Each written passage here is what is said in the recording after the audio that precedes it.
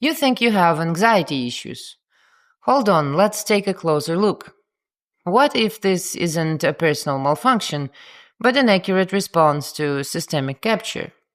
You feel anxious because everything you rely on can be destroyed from the outside, and you know it. The therapeutic industry wants you to believe anxiety is a personal issue, something broken in your brain chemistry that needs fixing. What if I told you anxiety is actually your internal radar working perfectly?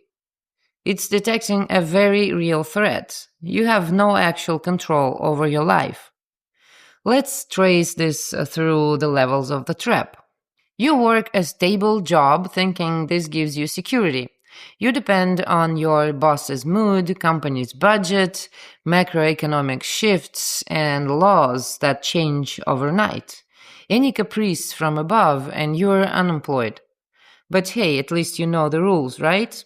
Actually, no. The rules change constantly. Your pension fund gets restructured.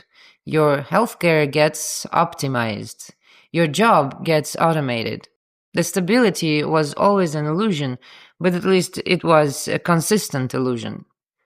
And if you're lucky enough to have shelter, it's probably not even yours.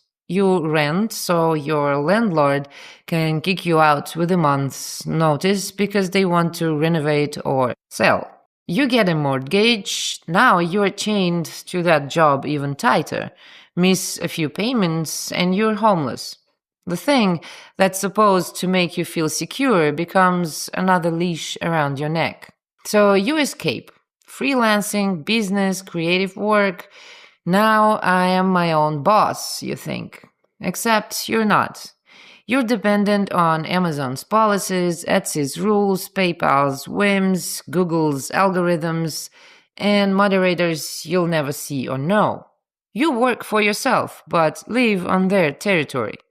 They can evict you without explanation, without appeal, without even telling you what you did wrong. Your years of building an audience can vanish in one algorithmic update. Your income stream disappears because bots flagged your shop or policies changed, or they simply don't see you as a human being, just another data point in their business model. You're one of the millions of replaceable cogs, so you mean nothing to them. My Etsy shop was banned multiple times, never for actual rule violations. Once for wrong passport, and the rest of the times by mistake. The irony is that you traded one master for a dozen invisible ones. Fine, you say, I'll go completely off-grid. Buy a boat, sail away, live free. Now surely I'm beyond their reach. Here's where it gets interesting. Even outside the system, you're still inside global rules. You need endless sailing permits, visas, fees, and zarpes, those exit papers from the port captain every time you leave, and entry papers every time you arrive. You can hit a reef in Belize and find yourself in prison, your boat confiscated, facing a $15,000 fine.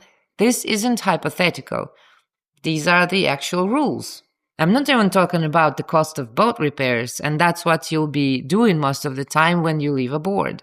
Or maybe boats aren't your thing. You decide to be a digital nomad instead.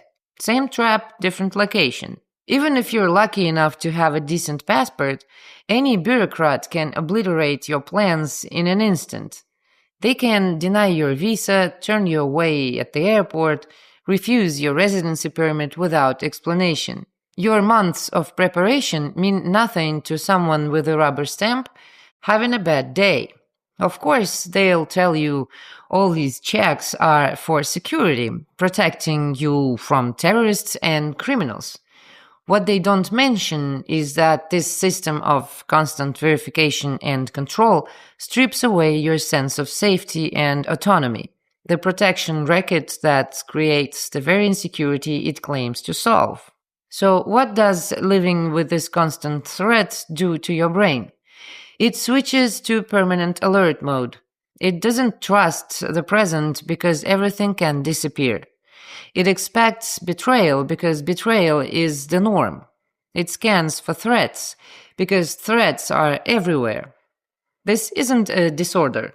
This is intelligence. The therapeutic establishment wants to medicate this response, to treat it like a personal malfunction without acknowledging that the problem isn't you, it's the system that creates these conditions. They call it anxiety management when they really mean teaching you to ignore accurate threat assessment.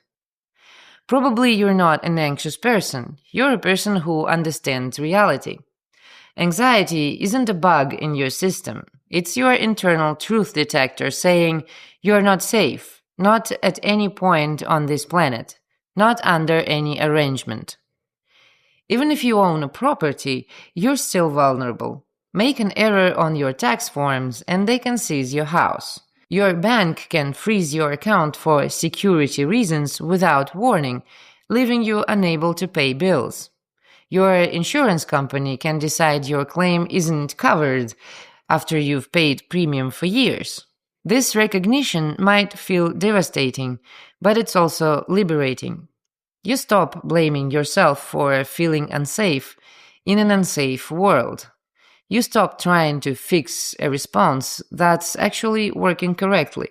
Until you have power, real power, not symbolic or mental power, you won't be able to relax. And that's fine and accurate. It's your navigation system working. But even when you think you have enough power, the system proves you wrong. Billionaires' assets get frozen. Elon Musk gets a deportation threat. Public figures go to jail. If the system can reach even them, your anxiety is absolutely justified. So yes, you have anxiety. Not because something's wrong with you, but because everything is wrong with the setup.